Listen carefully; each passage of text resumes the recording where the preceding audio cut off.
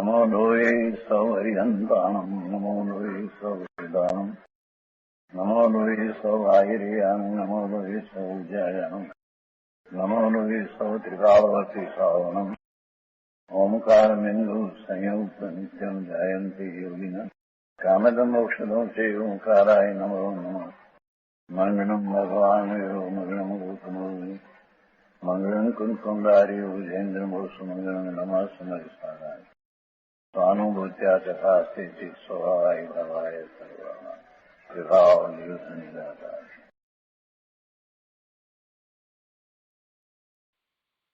समयसार भगवान कुंकुंदाचार्य रचित समयसार तथा भगवान अमृतचंद्राचार्य रचित आत्मख्याति टीका कलश सहित तथा भगवान जयसेन आचार्य रचित तात्पर्य वृत्ति टीका आ બધા સાથે આપણે સમયસારનો સ્વાધ્યાય કરી રહ્યા છીએ અને પૂજ્ય ગુરુદેવ કાંજી સ્વામી એ બધું ખૂબ ઊંડાણથી સમજાવી રહ્યા છે। સમયસારના સ્વાધ્યાયમાં સર્વ વિશુદ્ધ જ્ઞાન અધિકાર ચાલે છે। એની ગાથા 320 ઉપર આચાર્ય ભગવાન જયસેનજીની તાત્પર્ય વૃત્તિ નામની ટીકામાંથી આપણે સ્વાધ્યાય કરી રહ્યા છીએ। તાત્પર્ય વૃત્તિ ટીકામાં 320 ગાથાની ટીકા આજે આપણે લઈએ એટલે બધાને ખ્યાલ આવે કે કેટલે સુધી આપણે સ્વાધ્યાય કર્યો છે। પ્રવચન રત્નાકર ભાગ 9મો પાના નંબર 89 ઉપર જયસેન આચાર્ય ભગવાનની આ ટીકા લેવામાં આવી છે તે આપણે લઈએ છીએ। જેમ નેત્ર તેમજ જ્ઞાન નથી કારક નથી વેદક અરે જાણે જ કર્મોદય નિર્જરા બંધ તેમજ મોક્ષને તે જ અકર્તૃત્વ ભોક્તૃત્વ ભાવને વિશેષપણે દ્રઢ કરે છે। ટીકામાં અહીંયા કહે છે કે જેવી રીતે નેત્ર કરતા દ્રશ્ય એવી અગ્નિરૂપ વસ્તુને સંદૂકણ કરનાર પુરુષની માફક કરતું નથી અને તપેલા લોખંડના પિંડની માફક અનુભવ રૂપે વેદતું નથી, તેવી રીતે શુદ્ધ જ્ઞાન પણ અથવા અભેદથી શુદ્ધ જ્ઞાન પરિણત જીવ પણ પોતે શુદ્ધ ઉપાદાન રૂપે કરતો નથી અને વેદતો નથી। અથવા પાઠાંતર તેનું વ્યાખ્યાન માત્ર દ્રષ્ટિ જ નહીં પરંતુ ક્ષાયિક જ્ઞાન પણ નિશ્ચયથી કર્મોનું અકારક તેમજ અવેદક પણ છે। તેવો હોતો થકો શુદ્ધ જ્ઞાન પરિણત જીવ શું કરે છે? જાણે છે કોને? બંધ મોક્ષને। માત્ર બંધ મોક્ષને નહીં, શુભ અશુભ રૂપ કર્મોદયને તથા સવિપાક અવિપાક રૂપે અને સકામ અકામ રૂપે બે પ્રકારની નિદ્રાને પણ જાણે છે। સર્વ વિશુદ્ધ પારિણામિક પરમ ભાવ ગ્રાહક શુદ્ધ ઉપાદાનભૂત શુદ્ધ દ્રવ્યાર્થિક નયે જીવ કર્તૃત્વ ભોક્તૃત્વથી તથા બંધ મોક્ષના કારણ અને પરિણામથી શૂન્ય છે એમ સમુદાય પાતનિકામાં કહેવામાં આવ્યું હતું। પછી 4 ગાથા દ્વારા જીવનું અકર્તૃત્વ ગુણના વ્યાખ્યાનની મુખ્યતાથી સામાન્ય વિવરણ કરવામાં આવ્યું। ત્યાર પછી 4 ગાથા દ્વારા શુદ્ધને પણ જે પ્રકૃતિ સાથે બંધ થાય છે તે અજ્ઞાનનું મહાત્મ્ય છે એમ અજ્ઞાનનું સામર્થ્ય કહેવા રૂપે વિશેષ વિવરણ કરવામાં આવ્યું। ત્યાર પછી 4 ગાથા દ્વારા જીવનું અભોક્તૃત્વ ગુણના વ્યાખ્યાનની મુખ્યતાથી વ્યાખ્યાન કરવામાં આવ્યું।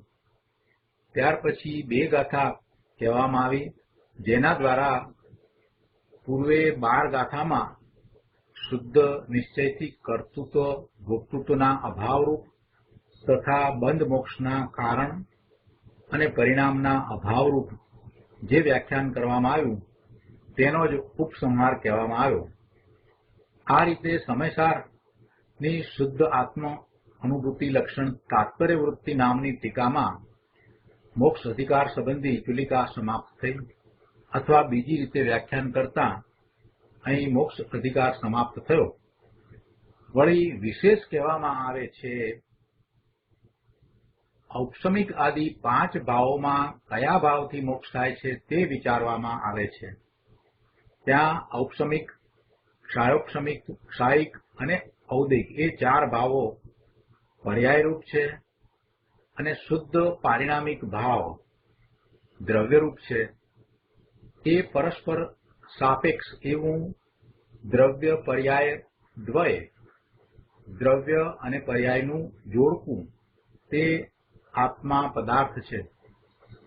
ત્યાં પ્રથમ તો જીવત્વ, ભવ્યત્વ અને અભવ્યત્વ એમ 3 પ્રકારના પારિણામિક ભાવોમાં શુદ્ધ જીવત્વ એવું જે શક્તિ લક્ષણ પારિણામિકપણું તે શુદ્ધ દ્રવ્યાર્થિક નયાશ્રિત હોવાથી નિરાવરણ અને શુદ્ધ પારિણામિક ભાવ એવી સંજ્ઞાવાળું જાણવું.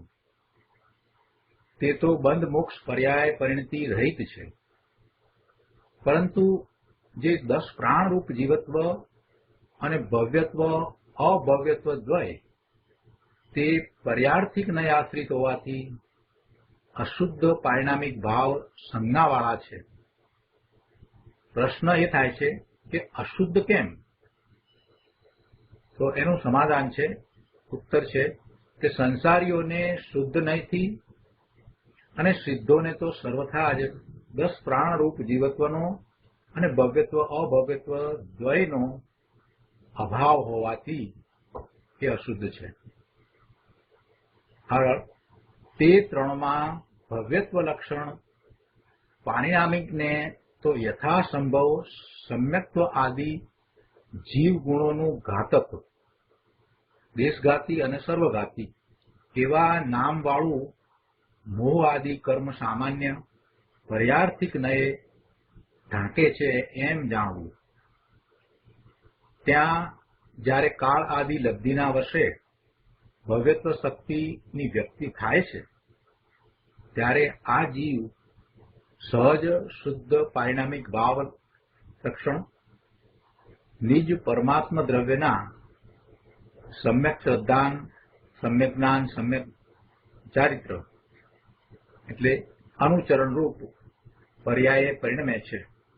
તે પરિણમન આગમ ભાષાથી ઔપસમિક, ક્ષાયોપસમિક તથા ક્ષાયિક એવા ભાવત્રય કહેવાય છે અને અધ્યાત્મ ભાષાથી શુદ્ધ આત્મ અભિમુખ પરિણામ અથવા શુદ્ધ ઉપયોગ ઇત્યાદિ પર્યાય સંજ્ઞા પામે છે.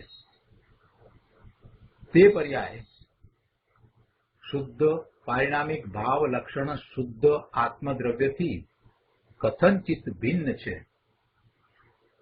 શા માટે? કારણ કે ભાવનારૂપ છે. ભાવનારૂપ હોવાથી તે ભિન્ન છે. શુદ્ધ પારિણામિક ભાવ તો ભાવનારૂપ નથી. જો તે પર્યાય એકાંતે શુદ્ધ પારિણામિકથી અભિન્ન હોય તો મોક્ષનો પ્રસંગ બનતા આ ભાવનારૂપ મોક્ષ કારણભૂત પર્યાય વિતરાગી પરિણામ એનો નાશ થતા, વિનાશ થતા શુદ્ધ પારિણામિક ભાવ પણ વિનાશને પામે. પણ એમ તો બનતું નથી, કારણ કે શુદ્ધ પારિણામિક ભાવ તો અવિનાશી છે. માટે આમ ઠર્યું કે શુદ્ધ પારિણામિક ભાવ વિષયક, શુદ્ધ પારિણામિક ભાવને અવલંબનારી જે ભાવના તે રૂપ જે ઔપસમ આદિક 3 ભાવો તેઓ સમસ્ત રાગાદી રહિત હોવાને લીધે શુદ્ધ ઉપાદાન કારણભૂત હોવાથી મોક્ષના કારણ છે, પરંતુ શુદ્ધ પારિણામિક નહીં. અર્થાત શુદ્ધ પારિણામિક ભાવ મોક્ષનું કારણ નથી. આગળ કહે છે જે શક્તિરૂપ મોક્ષ છે તે તો શુદ્ધ પારિણામિક છે, પ્રથમથી જ વિદ્યમાન છે. આ તો વ્યક્તિરૂપ મોક્ષનો વિચાર ચાલે છે. જો હવે આ બધો ભાગ આપણે પૂજ્ય ગુરુદેવ પાસેથી સમજવાનો છે. આગળ કહે છે કે એવી જ રીતે સિદ્ધાંતમાં કહ્યું છે કે નિષ્ક્રિય શુદ્ધ પારિણામિક અર્થાત શુદ્ધ પારિણામિક ભાવ નિષ્ક્રિય છે. નિષ્ક્રિયનો શું અર્થ છે?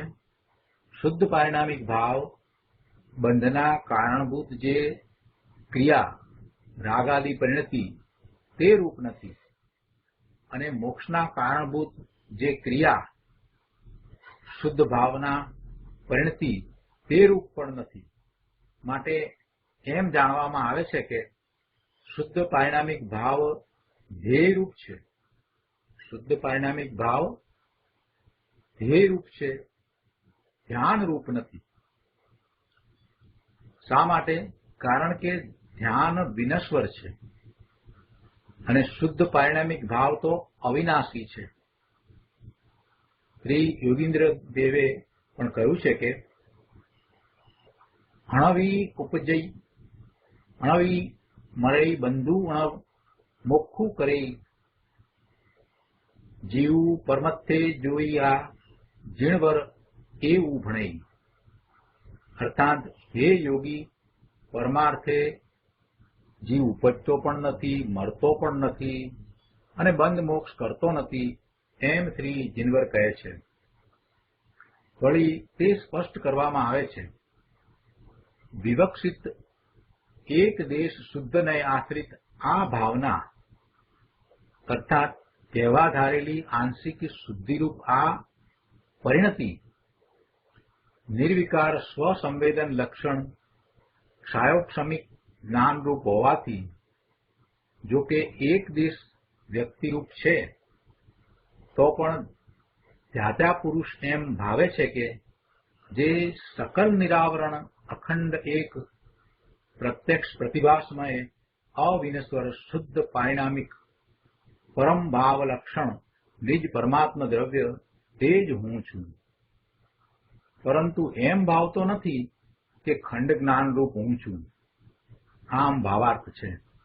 અને આ વ્યાખ્યાન પરસ્પર સાપેક્ષ એવા આગમ અધ્યાત્મના તેમજ નય દ્વયના એટલે દ્રવ્યાર્થિક અને પર્યાર્થિક નયના અભિપ્રાયના અવિરોધપૂર્વક જ કહેવામાં આવ્યું હોવાથી સિદ્ધ છે, નિર્બાધ છે એમ વિવેકીઓએ જાણવું. તો આ રીતે આખી આ ટીકા છે. એટલે આપણે લગભગ 2 ભાગની ટીકાના અર્થ ગુરુદેવ પાસેથી બરાબર સારી રીતે સમજ્યા છીએ. લગભગ 1/3 ભાગ આપણે બાકી રહ્યો છે. તો આપણે એ વાત લીધી કે માટે આમ ઠર્યું શુદ્ધ પારિણામિક ભાવ વિષયક શુદ્ધ પારિણામિક ભાવને અવલંબનારી જે ભાવના તે રૂપ જે ઔપસમગાદી 3 ભાવો તેઓ સમસ્ત રાગાદીથી રહિત હોવાને લીધે શુદ્ધ ઉપાદાન કારણભૂત હોવાથી મોક્ષના કારણ છે. પરંતુ શુદ્ધ પારિણામિક એ મોક્ષનું કારણ નથી. એ આપણે સમજવાનું છે. ત્યાંથી આખો સ્વાધ્યાય આગળ આપણે કરીશું. એટલે હવે પૂજ્ય ગુરુદેવ કાંજી સ્વામીનું આ ટીકા ઉપરનું પ્રવચન આપણે ત્યાંથી લઈએ. ગઈકાલે આપણે પ્રવચન રત્નાકર ભાગ 9મો પાના નંબર 143 ઉપર પહેલો પેરેગ્રાફ અને બીજો પેરેગ્રાફ કર્યો છે. પાના નંબર 143 ઉપર બીજા પેરેગ્રાફમાં એ વાત આવી કે શાસ્ત્રમાં ઉત્પાદ વ્યય દ્રવ્યુક્તમ સત કહ્યું છે. ધ્રુવતા એટલે ટકવું, ઉત્પાદ વ્યય એટલે બદલવું,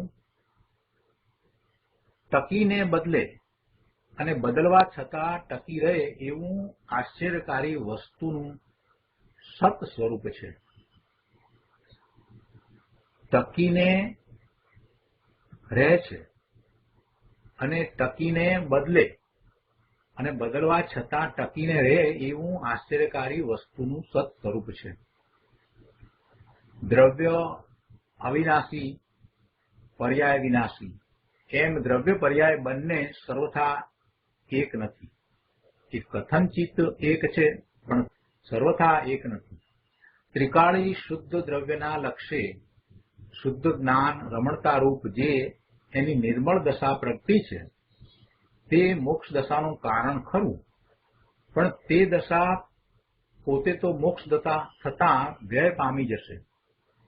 આ જે મોક્ષ માર્ગ, જે નિર્મળ પરિણામ, જે નિર્મળ દશા પ્રગતિ છે તે મોક્ષનું કારણ ખરું, એટલે મોક્ષની પર્યાયનું કારણ કહેવાય ખરું, પરંતુ એ જે નિર્મળ પરિણામો છે એ પોતે જ્યારે મોક્ષ થશે, મોક્ષની પર્યાય થશે ત્યારે એ પરિણામ તો વ્યય પામી જશે. જ્યારે દ્રવ્ય એ ટકીને ત્રિકાળ ઊભું રહેશે. આ પ્રમાણે દ્રવ્ય અને પર્યાય એમ વસ્તુના બંને અંશોમાં ભિન્નતા છે. આવું વસ્તુ સ્વરૂપ સમજતા અંશ બુદ્ધિ ટળીને દ્રવ્ય દ્રષ્ટિ થાય છે. જ્યારે પર્યાય અને દ્રવ્યના સ્વરૂપને જેમ છે તેમ સમજવામાં આવે ત્યારે પછી પર્યાય દ્રષ્ટિ ટળી અને દ્રવ્ય દ્રષ્ટિ થાય છે. મૂળ વસ્તુ બે અંશ રૂપે છે. એક ધ્રુવ અંશ જે બદલાતો નથી તે, અને બીજો પર્યાય અંશ જે બદલાય છે. વર્તમાનમાં દ્રષ્ટિ એ બદલાતા અંશ ઉપર રહે છે, એટલે જે ટકીને રહેતો ધ્રુવ અંશ એનું લક્ષ્ય થતું નથી. પણ વસ્તુના સ્વરૂપને જેમ છે તેમ બરાબર યથાર્થ સમજવામાં આવે તો પછી દ્રવ્ય તરફ જે ધ્રુવ છે, જે બદલાતું નથી એવા અંશ તરફ દ્રષ્ટિ થાય, અને એમ દ્રષ્ટિ થતા ત્યાં એકાગ્રતા થતા નિર્મળ પરિણામ થાય. આગળ કહે છે કે જુઓ, આત્મામાં એક પર્યાય અંશ છે. અજ્ઞાન ટળીને જ્ઞાન થવું, અશુદ્ધતા ટળીને શુદ્ધતા થવી ઇત્યાદિ નવું નવું કાર્ય પર્યાયમાં જ થાય છે. ત્યાં જે પર્યાયનું અસ્તિત્વ જ ન માને તેને તો નવું કાંઈ કાર્ય થતું જ નથી. વેદાંતમાં પર્યાયને માનતા જ નથી. એટલે પર્યાયને માનવામાં જ ના આવે તો પછી આ બધું જે નવું નવું કાર્ય થયું, જે દશા બદલાઈ, જે સ્થિતિ બદલાઈ, એ બધું ક્યાં થશે?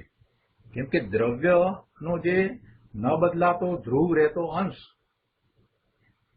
એ તો એવો ને એવો જ રહે છે, એમાં તો બદલાવ આવતો જ નથી. અને એવો અંશ જો ન હોય, એવો ધ્રુવ અંશ ન હોય તો કોઈ પણ દ્રવ્ય પોતે પોતાના મૂળ સ્વરૂપે રહી શકે જ નહીં.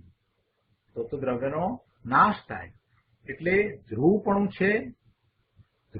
છે માટે દ્રવ્ય અવિનાશી છે. દ્રવ્ય અવિનાશી શા માટે છે? કે જે ન બદલાય એવો ધ્રુવ અંશ છે, અને એવો ધ્રુવ અંશ છે માટે દ્રવ્ય અવિનાશી છે. અને સાથે જો બદલાતો અંશ છે એનો સ્વીકાર ન કરીએ, એટલે કે પર્યાયનો સ્વીકાર ન કરીએ, તો આ બધું જે બદલાઈ રહ્યું છે એ શેમાં બદલાઈ રહ્યું છે? એ મૂળ દ્રવ્ય ધ્રુવમાં તો બદલાતું નથી. જો ધ્રુવમાં બદલાય તો પછી મૂળ દ્રવ્યનો નાશ થાય. એટલે એમ બનતું નથી. એટલે બે અંશનો જેમ છે તેમ આપણે સ્વીકાર કરવો પડે, એને સમજવું પડે. દરેક દ્રવ્ય એ પોતે અવિનાશી કેમ રહ્યું છે, અનાદિનું છે, અનંતકાળ સુધી રહે છે, છતાં એનો નાશ કેમ નથી થતો? કેમ કે એમાં જે ધ્રુવ અંશ છે, જે ક્યારેય બદલાતું નથી, જે એના ગુણો છે, કોઈ પણ દ્રવ્ય છે એ ગુણોનો સમૂહ છે, બીજું શું છે? તો એ ગુણોનો સમૂહ છે એ એવો ને એવો જ રહે છે, એમાં કોઈ ફેરફાર થતો નથી. માટે એ ધ્રુવ છે અને માટે દ્રવ્ય અવિનાશી છે. જો એમાં ફેરફાર થઈ જાય, એ ધ્રુવ અંશમાં જો ફેરફાર થઈ જાય તો પછી દ્રવ્ય એ દ્રવ્ય તરીકે રહી શકે જ નહીં, દ્રવ્યનો નાશ થાય. એટલે ધ્રુવ અંશનો તો સ્વીકાર કરવો જ રહ્યો તો જ એ અનાદિથી છે અને અનંતકાળ સુધી રહેશે એ માન્યતા સાચી પડે. અને એ તો આપણે જાણીએ છીએ કે દરેક દ્રવ્ય છે તે અવિનાશી છે, કોઈ દ્રવ્યનો નાશ થતો જ નથી. અને એ વાત તો સાયન્સે પણ સ્વીકારી છે. એટલે જે અવિનાશી છે એ અવિનાશીપણું ધ્રુવપણાને કારણે છે એમ કહીએ તો કાંઈ ખોટું નથી. હવે આવું અવિનાશીપણું ધ્રુવપણું છે, એ ધ્રુવપણું છે એમાં બદલાવ નથી, તો પછી આપણે જે બદલાવ ને જોઈએ છીએ, જાણીએ છીએ, અનુભવીએ છીએ, એ બદલાવ ક્યાં થઈ રહ્યો છે? તો એ બદલાવ પર્યાયમાં થાય છે. એટલે પર્યાયને પણ માનવી જ રહી. પર્યાયનું અસ્તિત્વ જ ન માને તો પછી નવું કાંઈ કાર્ય થતું જ નથી એમ થઈ જાય. અર્થાત તેને પોતાના અજ્ઞાન ભાવને કારણે સંસાર મટતો જ નથી. એ તો અજ્ઞાન ભાવ થયો. પર્યાયને પર્યાય તરીકે માનવી રહી અને બધું જે કંઈ થઈ રહ્યું છે એ બધું પર્યાયમાં જ થઈ રહ્યું છે. નિર્મળ પરિણામ થાય છે એ પણ પર્યાય રૂપે જ થાય છે. નિર્મળ પરિણામ થાય છે એ પણ પર્યાય રૂપે થાય છે. શુભાશુભ પરિણામ થાય છે એ પણ પર્યાય રૂપે જ થાય છે. પેલું ધ્રુવ છે એ તો ટકીને રહે છે, એમાં તો કાંઈ ફેરફાર થતો જ નથી. એવા ધ્રુવનું લક્ષ કરતા નિર્મળ પરિણામ થાય છે. એમાં એને કોઈની અપેક્ષા નથી, કોઈની મદદની જરૂર નથી. એવા નિર્મળ પરિણામ બીજો કોઈ એને કરાવી દેતું નથી.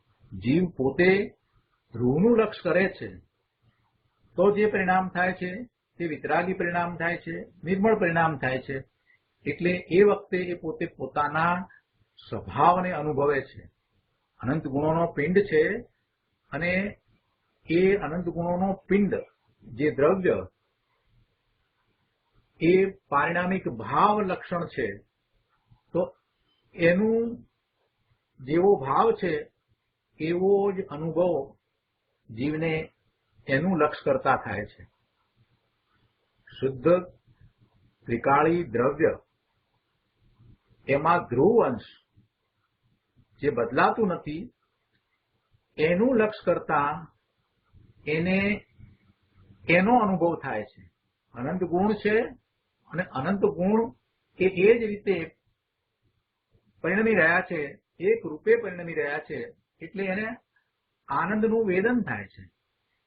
જે ભાવ છે એ ભાવ એને અલૌકિક આનંદ રૂપે અનુભવમાં આવે છે. એ આત્માનો, શુદ્ધ આત્માનો સ્વભાવ છે અને એવા સ્વભાવને જ્યારે એનું લક્ષ કરવામાં આવે ત્યારે એ અનુભવે છે. એવા અનંત ગુણના પિંડરૂપ એ આત્મદ્રવ્ય છે અને એનું એવું શુદ્ધ પરિણમન છે, એકરૂપ પરિણમન છે, જેને આપણે ત્રિકાળી ભાવ કહીએ છીએ. એ જ્યારે એનું લક્ષ કરવામાં આવે ત્યારે વર્તમાન જ્ઞાનની પર્યાયમાં અનુભવમાં આવે છે, એને એનું જ્ઞાન થાય છે. એટલે એવું સમ્યક દર્શન, સમ્યક જ્ઞાન છે. અને એવા ભાવે જ્યારે એ રહી જાય છે, એને જ અનુભવનારો રહી જાય છે, સ્થિર થાય છે, તો એ ચારિત્ર છે. એટલે જેટલો સમય એ ભાવને અનુભવે છે એટલો સમય નિશ્ચયથી ચારિત્ર છે. આ જે પરિણામ થયા, આવા પરિણામ જે થયા સમ્યક દર્શન, સમ્યક જ્ઞાન, સમ્યક ચારિત્રના, એ વિતરાગી પરિણામ છે. અને આ પરિણામ એટલે આ પર્યાય છે એ પેલા ધ્રુવથી કથનચિત ભિન્ન છે. એ વાત આવી. અહીંયા કહે છે કે પર્યાયને જો માને નહીં તો પછી આ કાર્ય શેમાં થાય છે? પર્યાયને જે માનતો જ નથી તો પછી એને કેવી રીતે ખબર પડે એને કાર્ય ક્યાં થાય છે? અર્થાત એ અજ્ઞાન ભાવે છે, એને સંસાર મળતો નથી. ધ્રુવને અને પર્યાયને જેમ છે તેમ એને માનવા પડે. વળી કોઈ એકલી પર્યાય સામું જ જોયા કરે અને દ્રવ્યના શુદ્ધ સ્વભાવનું લક્ષ ન કરે, તેને પણ અશુદ્ધતા ટળીને શુદ્ધતા થતી નથી. બૌદ્ધની માન્યતા આ પ્રકારની છે. એ પર્યાયને જ જુએ છે અને એને ધ્રુવનો સ્વીકાર નથી. વેદાંતને પર્યાયનો સ્વીકાર નથી. એટલે એ બંનેની માન્યતા જે છે એ માન્યતા મિથ્યા છે. અહીંયા કહે છે કે વળી કોઈ એકલી પર્યાય સામું જોયા કરે અને દ્રવ્યના શુદ્ધ સ્વભાવનું લક્ષ ન કરે તો તેને પણ અશુદ્ધતા ટળી અને શુદ્ધતા થતી નથી. એ વાત આપણે બરાબર સમજીએ છીએ. કે પર્યાયનું લક્ષ કરવાથી, પર્યાય સામે જોવાથી, પર્યાય રૂપ પોતાને માનવાથી, પર્યાય જેવડો જ પોતાને માનવાથી પૂર્ણ શુદ્ધ પર્યાયની પ્રાપ્તિ થતી નથી, શુદ્ધ પર્યાય પ્રગટ પણ થતી નથી, આત્માનો અનુભવ પણ થતો નથી, અશુદ્ધતા ટળતી પણ નથી. એટલે પર્યાયની શુદ્ધતા તો ત્રિકાળી શુદ્ધ દ્રવ્યના આશ્રયે થાય છે. જે નિર્મળ પરિણામ થાય એવી શુદ્ધ પરિણામ થાય છે, એવા શુદ્ધ પરિણામ થાય છે, એવી શુદ્ધ પર્યાય થાય છે, તો એ પર્યાય ત્રિકાળી શુદ્ધ દ્રવ્ય એનો આશ્રય કરતા થાય છે. એટલે જે વર્તમાન પર્યાય મલિન હતી એ પર્યાય શુદ્ધ થાય છે, તો એ શુદ્ધ કોઈ બીજી રીતે થતી નથી, પરંતુ માત્ર પોતાના ત્રિકાળી શુદ્ધ સ્વરૂપનો આશ્રય કરવાથી જે નવી પર્યાય ઉત્પન્ન થાય તે શુદ્ધ પર્યાય થાય. જે મલિન પર્યાય હતી એ એક સમયની એ પર્યાય તો વિલીન થઈ ગઈ, એનો તો વ્યય થઈ ગયો. અને હવે જયારે ધ્રુવનું લક્ષ થયું છે ત્યારે જે નવી પર્યાય ઉત્પન્ન થાય છે તે નિર્મળ પર્યાય છે, શુદ્ધ પર્યાય છે. પહેલા પર્યાયનો પ્રવાહ મલિનતા રૂપ ચાલી રહ્યો હતો એટલે એમ કહ્યું કે પર્યાય અશુદ્ધ છે. અને જેવું લક્ષ ધ્રુવ તરફ ગયું અને ત્યાં એકાગ્રતા કરી એટલે હવે જે નવી પર્યાય થઈ, વર્તમાન જ્ઞાનની પર્યાય હવે ધ્રુવને જાણવા વાળી થઈ, તો એ પર્યાય એ શુદ્ધ પર્યાય થઈ. એટલે એમ વ્યવહારથી કહેવાય કે પર્યાયની શુદ્ધતા થઈ, પણ ખરેખર તો એ નવી પર્યાય શુદ્ધ ઉત્પન્ન થઈ. પેલી જૂની પર્યાય મલિન હતી એ તો વ્યય થઈ ગઈ, પણ નવી પર્યાય જે શુદ્ધ ઉત્પન્ન થઈ તો પછી એમ કહેવામાં આવે કે પર્યાયની શુદ્ધતા થઈ, વ્યવહારથી એમ કહેવામાં આવે. એટલે ગુરુદેવ અહીંયા સમજાવે છે કે પર્યાયની શુદ્ધતા તો ત્રિકાળી શુદ્ધ દ્રવ્યના આશ્રયે થાય છે. દ્રવ્ય સ્વભાવમાં અંતર્મુખ એકાગ્ર થયા વગર પર્યાયની શુદ્ધતા થતી નથી. એટલે કે નવી પર્યાય શુદ્ધ ઉત્પન્ન ત્યારે જ થાય કે જ્યારે દ્રવ્ય સ્વભાવમાં એકાગ્રતા કરવામાં આવે, અંતર્મુખ થઈ અને એકાગ્રતા દ્રવ્ય સ્વભાવમાં કરવામાં આવે. એવો દ્રવ્ય સ્વભાવ જે ત્રિકાળી છે, જે ધ્રુવ છે, એવો દ્રવ્ય સ્વભાવ એનું લક્ષ કરી એમાં એકાગ્રતા કરતા જે નવા પરિણામ થાય, જે નવી પર્યાય થાય, જે નવી સ્થિતિ થાય છે તે વિતરાગી છે, તે નિર્મળ પરિણામ છે. અને એને જ મોક્ષ માર્ગના પરિણામ કયા છે. તે જ મોક્ષ માર્ગ છે. આગળ ગુરુદેવ સમજાવે છે કે દ્રવ્યને ન માને તોય શુદ્ધતા ન સધાય. દ્રવ્યને માને નહીં તો પણ શુદ્ધ પર્યાય થાય નહીં, એટલે શુદ્ધતા ન સધાય. અને પર્યાયને ન માને તોય શુદ્ધતા ન સધાય. એકાંતે પર્યાયને જ વસ્તુ માની લે તો પર્યાયનો વ્યય થતાં જ વસ્તુનો નાશ એટલે અભાવ થઈ જાય, પણ એમ તો બનતું નથી. એટલે દ્રવ્ય અને પર્યાયને જેમ છે તેમ માનવા, અને પર્યાય જ્યારે પરનું લક્ષ કરે છે ત્યારે શુભાશુભ ભાવ રૂપે છે, અને એને કારણે આશ્રવને બંધ થાય છે, એટલે સંસારની વૃદ્ધિ થાય છે. અને જ્યારે એ સ્વનું લક્ષ કરે છે અને જે પર્યાય થાય છે તે નિર્મળ પરિણામ છે, એ વિતરાગી પર્યાય છે, એ મોક્ષનો માર્ગ છે. આવું વસ્તુનું સ્વરૂપ છે. દ્રવ્ય અને પર્યાયપણે પોતે છે, દ્રવ્ય અને નિર્મળ પર્યાયપણે પોતે છે, એ પહેલા તો એને સમજવું પડશે. અને એમાં જે પરિણમન થઈ રહ્યું છે, જે બદલાવ દેખાઈ રહ્યો છે, જેને એ જોઈ રહ્યો છે, જાણી રહ્યો છે, સમજી રહ્યો છે, આ બધું પર્યાયમાં થાય છે, એ પણ એને સ્વીકારવું રહ્યું. સાથે સાથે પોતાનું શુદ્ધ સ્વરૂપ એ તો બદલાતું નથી. ભૂતકાળમાં પણ એવું ને એવું શુદ્ધ હતું, વર્તમાનમાં પણ શુદ્ધ છે અને ભવિષ્યમાં પણ શુદ્ધ રહેશે, એવું પોતાનું ધ્રુવ સ્વરૂપ છે એ પણ એને સમજવું પડશે. અને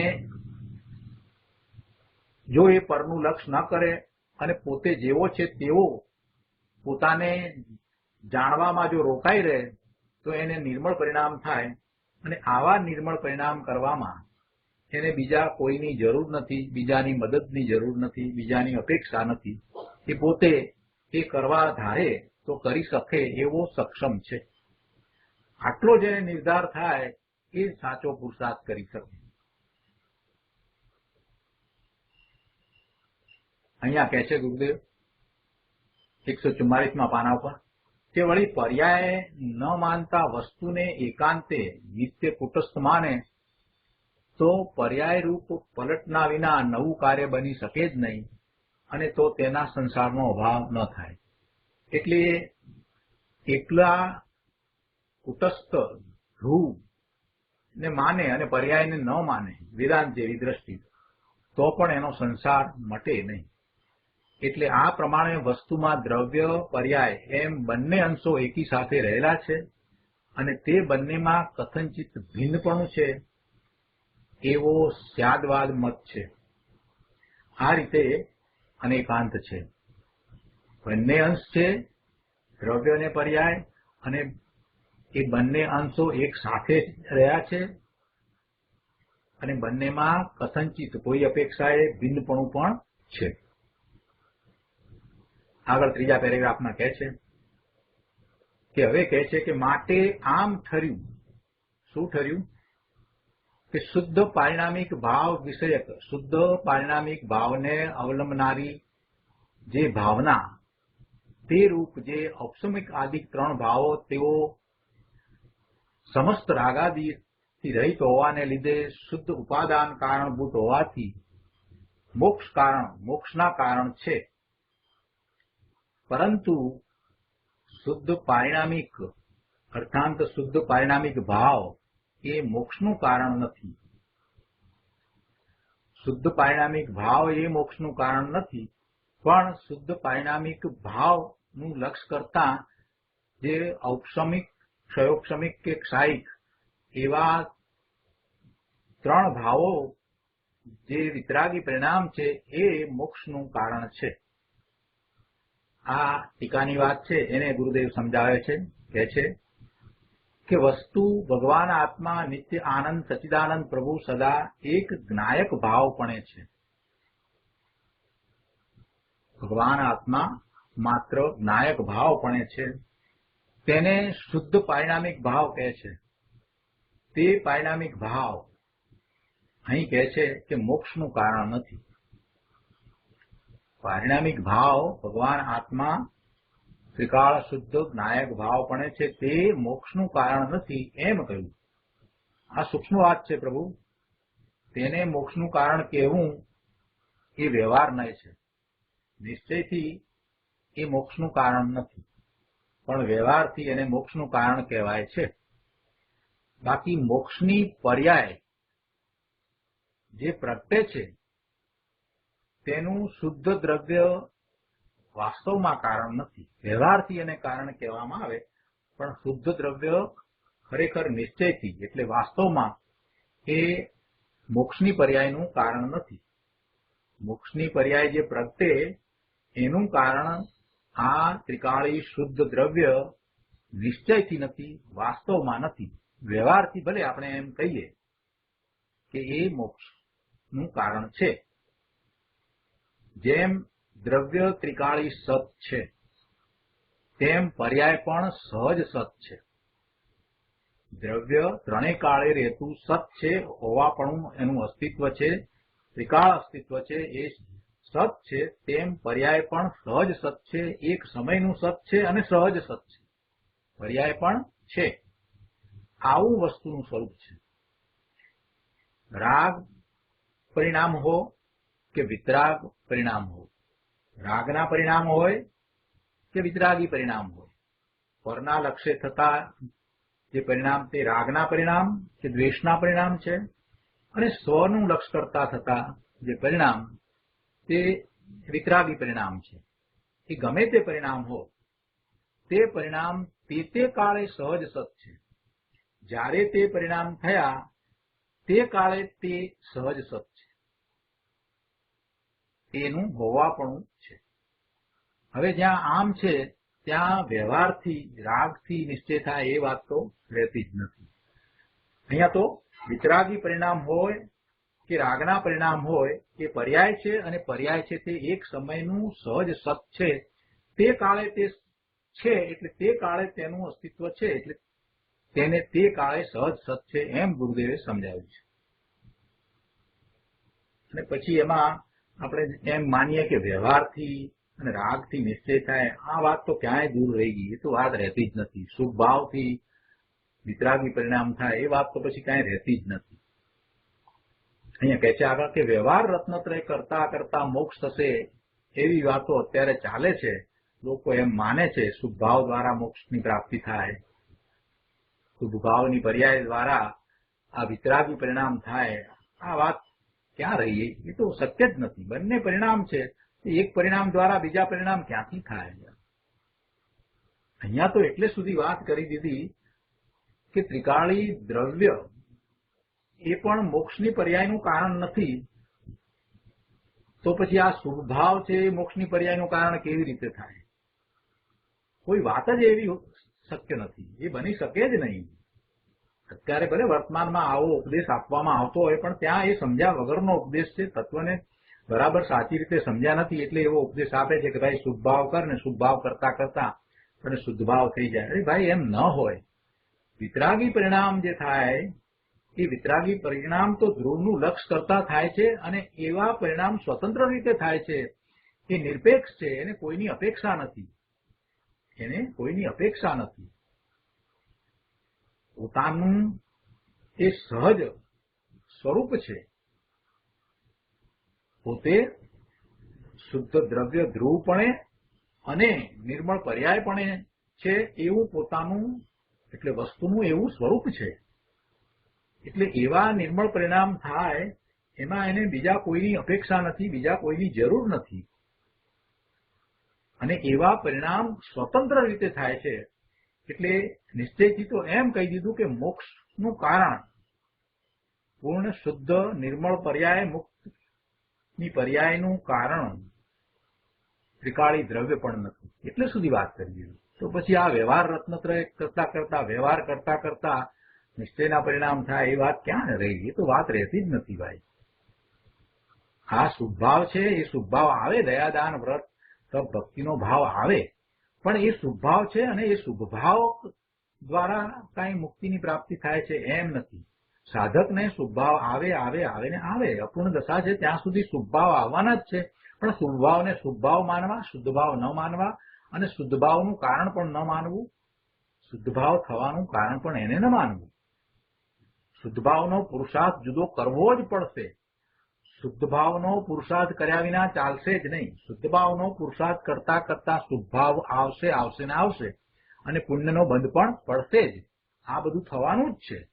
છતાં પણ શુભ ભાવને ધર્મનું કારણ ન માનવું અને શુદ્ધ ભાવનો ઉત્કૃષ્ટ પુરુષાર્થ કરવો એવો ઉપદેશ છે. અને આ ઉપદેશ ગુરુદેવે 45 વર્ષ સુધી આપ્યો. ખૂબ સમજાવ્યું.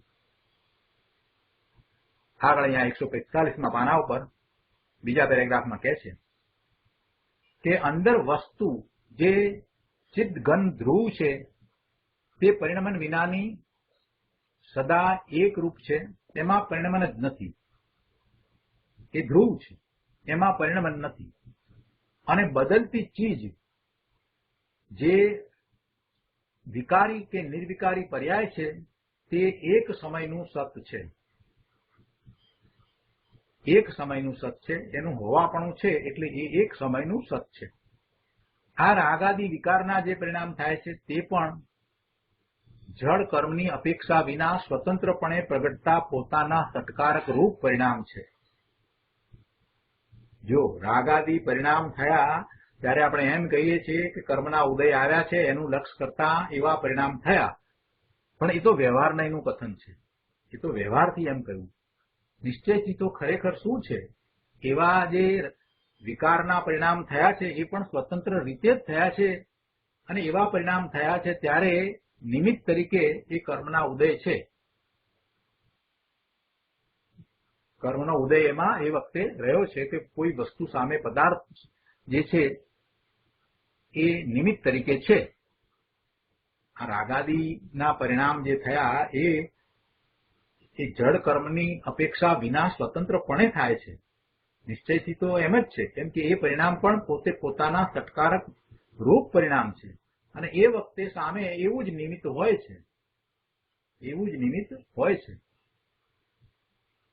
એટલે કોઈ પણ પરિણામ કોઈ પણ પર્યાય થાય છે તે સ્વતંત્ર રીતે જ થાય છે અને એ વખતે જે પરિણામ થયા છે એ વખતે એવું ઉચિત નિમિત્ત હોય છે. ત્યાં કર્મના ઉદય છે એ નિમિત્ત છે તો એ વખતે પરિણામ વિકારી છે.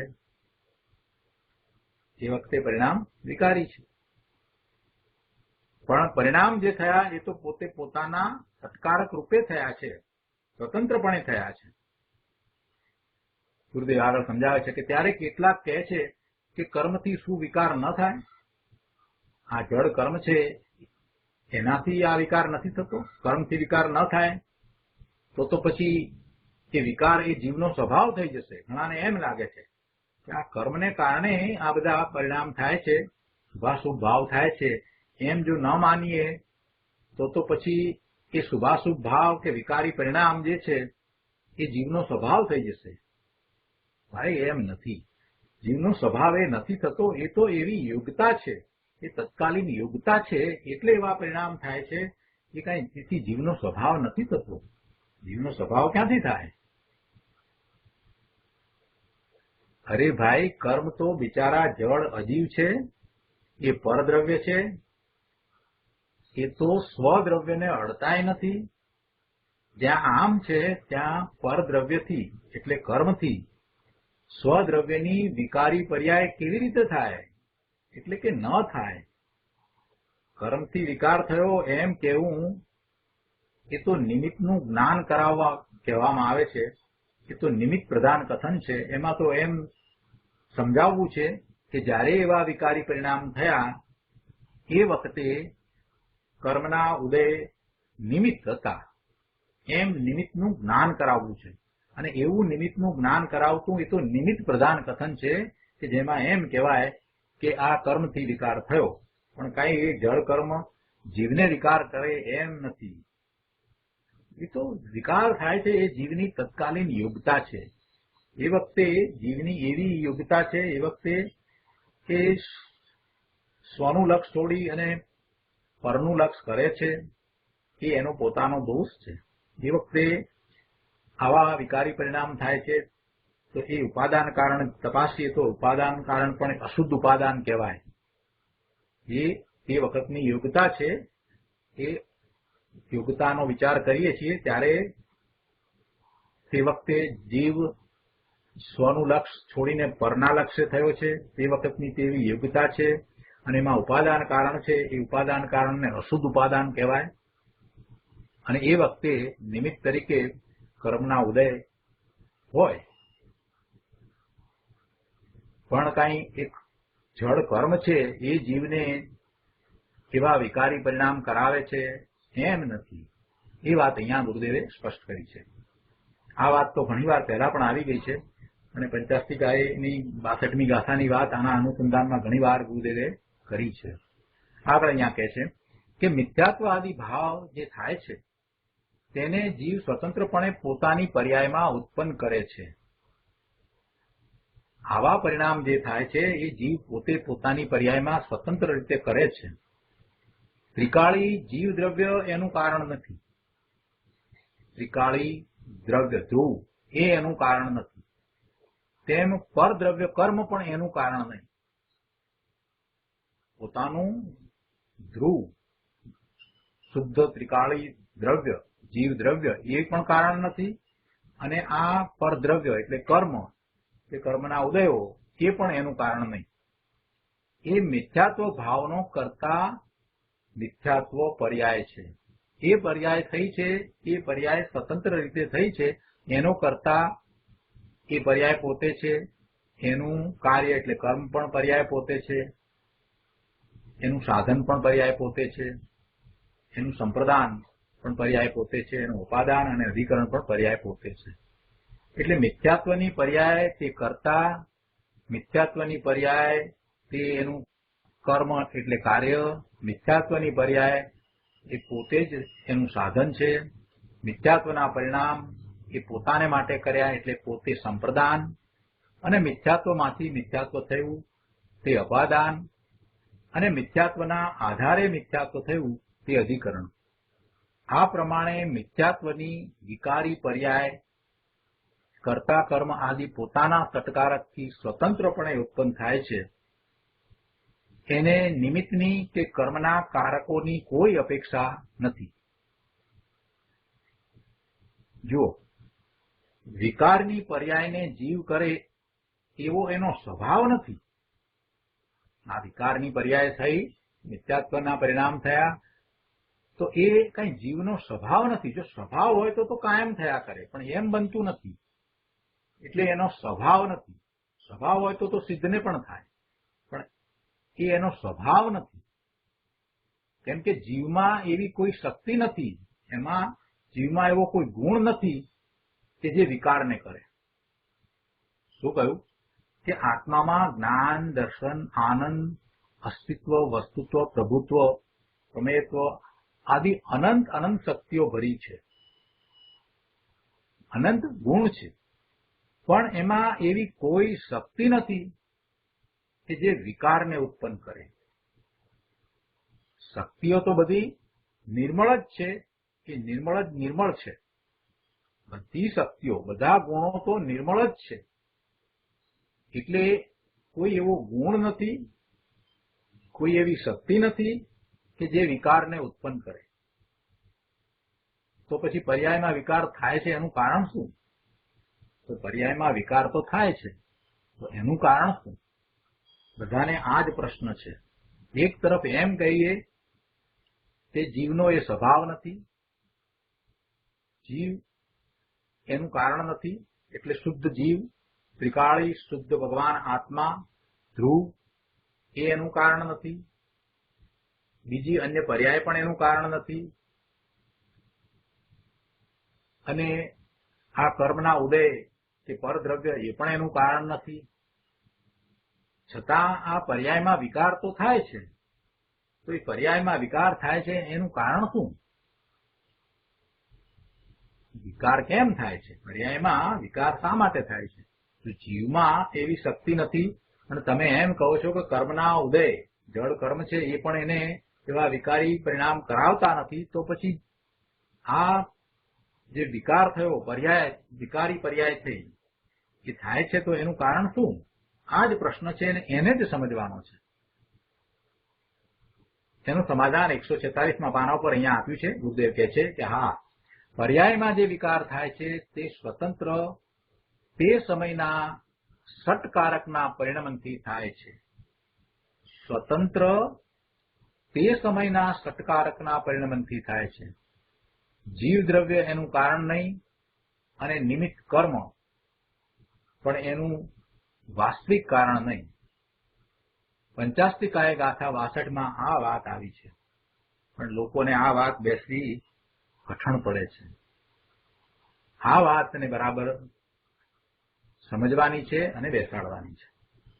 આગળ કહે છે કે તેવી રીતે આ તો વિકારી પરિણામની વાત કરી કે એ સ્વતંત્ર રીતે થાય છે એ વાત કરી. એમાં જીવ પણ કારણ નથી અને જળ કર્મ પણ કારણ નથી. હવે આગળ કહે છે, જે અત્યારે આ ટીકામાં જે વાત આવી છે એ વાતને હવે સાથે સમજાવે છે કે તેવી રીતે મોક્ષ માર્ગની જે પર્યાય છે, નિર્મળ પર્યાય, એ પર્યાય પણ સ્વતંત્ર રીતે થાય છે. એમાં પણ એ ધ્રુવ એનું કારણ નથી. એ વાત અત્યારે તો ચાલી રહી છે. એટલે એ વાત કરે છે કે તેવી રીતે મોક્ષ માર્ગની જે પર્યાય છે, સમ્યક દર્શન, સમ્યક જ્ઞાન, ચારિત્રરૂપ નિર્મળ રત્નત્રયની જે પર્યાય છે, તે નિશ્ચયથી તે કાળે પોતાના સત્કારકના પરિણમનથી ઉત્પન્ન થાય છે. પરમ પારિણામિક ભાવ લક્ષણ જે ત્રિકાળી શુદ્ધ દ્રવ્ય જે ગુણ છે એટલે કે ગુણોનો સમૂહ છે એની તેને અપેક્ષા નથી. તેને એટલે આ સમ્યક દર્શન, સમ્યક જ્ઞાન, સમ્યક ચારિત્ર રૂપ જે નિર્મળ પરિણામો થયા તેને આ ત્રિકાળી શુદ્ધ દ્રવ્યની અપેક્ષા નથી. એટલે ત્રિકાળી શુદ્ધ દ્રવ્ય એને કરતું નથી. તેમ દયાદાન વ્રત આદિ વ્યવહાર રત્નત્રયની પણ તેને અપેક્ષા નથી. વ્યવહાર રત્નત્રયની પણ તેને અપેક્ષા નથી અને ત્રિકાળી શુદ્ધ દ્રવ્ય એની પણ એને અપેક્ષા નથી. અને એવા નિર્મળ પરિણામ સ્વતંત્ર રીતે પોતાના સટકારકથી થાય છે તે કાળે એવા જ એ પરિણામ એના પોતાના કારણે થાય છે. એમાં એને વ્યવહાર રત્નત્રયની પણ અપેક્ષા નથી. વિતરાગનો માર્ગ આવો સૂક્ષ્મ છે. વ્યવહાર રત્નત્રયની અપેક્ષા નથી એટલે શુભ ભાવ, એમાં શુભ ભાવની વાત લીધી છે. એટલે દયાદાન વ્રત આદિના જે શુભ ભાવ એ વ્યવહાર રત્નત્રય, તો એની પણ એને અપેક્ષા નથી. અશુભ ભાવને કારણે તો કાંઈ પ્રશ્ન જ નથી, પણ શુભ ભાવથી પણ આવા વિતરાગી પરિણામ થતા નથી. રાગની શુભ ભાવની ક્રિયા કરતા કરતા આવા ધર્મના પરિણામ થાય, વિતરાગી પરિણામ થાય, એ બનતું નથી. એ તો અજ્ઞાની લોકોએ કલ્પના કરીને ઉભી કરેલી વાત છે. બાકી વિતરાગના માર્ગમાં, વિતરાગ પરમેશ્વરના માર્ગમાં એવી વાત નથી કે શુભ ભાવની ક્રિયા કરતા કરતા વિતરાગી પરિણામ થાય, ધર્મના પરિણામ થાય. બાકી અજ્ઞાની લોકોએ કલ્પના કરીને ઉભી કરેલી વાત છે અને એવો વર્તમાનમાં ઉપદેશ પણ ચાલી રહ્યો છે. ગુરુદેવ કરુણા કરીને કહે છે આગળ કે ભાઈ, મોક્ષનો માર્ગ કે સમ્યક દર્શન આદિ નિર્મળ રત્નત્રયની જે પર્યાય પ્રગટ થઈ તે સ્વતંત્ર પ્રગટ થઈ છે. એને ત્રિકાળી દ્રવ્યની અપેક્ષા નથી અને બાહ્ય વ્યવહારના કારકોની પણ અપેક્ષા નથી. સમ્યક દર્શનની પર્યાય પોતાના સટકારકથી સ્વતંત્ર ઉત્પન્ન થઈ છે. એમાં એ પર્યાય થઈ છે તો એ સમ્યક દર્શનની પર્યાય છે. તો સમ્યક દર્શનની પર્યાય એ પોતે કરતા, સમ્યક દર્શનની પર્યાય એનું કાર્ય તે પર્યાય, એનું સાધન પણ તે પર્યાય, એનું સંપ્રદાન, અપાદાન, અધિકરણ પણ એ પર્યાય પોતે જ છે. આવી વાત છે. સંતોએ તો અદભુત વાત કરી છે. સર્વજ્ઞ પરમાત્માના આળતિયા થઈને, એટલે કે સર્વજ્ઞ પરમાત્માએ જે વાત કરી છે એને આપણી સમક્ષ એમણે જાહેર કરી છે, મૂકી છે. આત્મા શુદ્ધ પારિણામિક ભાવરૂપ સહજ આનંદ, ચિદાનંદ પ્રભુ, પૂર્ણ જ્ઞાન અને પૂર્ણ આનંદ, પૂર્ણ શાંતિ, પૂર્ણ સ્વચ્છતા, પૂર્ણ પ્રભુતા આદિથી પૂર્ણ શક્તિઓથી ભરેલો પૂર્ણ આનંદઘન ભગવાન છે. પૂર્ણ છે, એને કોઈ વાતે અધુરાશ નથી. ભગવાન આત્મામાં શું નથી, એ પૂર્ણ છે. એમાં પૂર્ણ આનંદ છે, પૂર્ણ પ્રભુતા છે, પૂર્ણ સ્વચ્છતા છે. અનંત ગુણો, એવી અનંત શક્તિઓ એ પૂર્ણપણે અંદરમાં રહેલી છે. એવો એ ભગવાન આત્મા છે.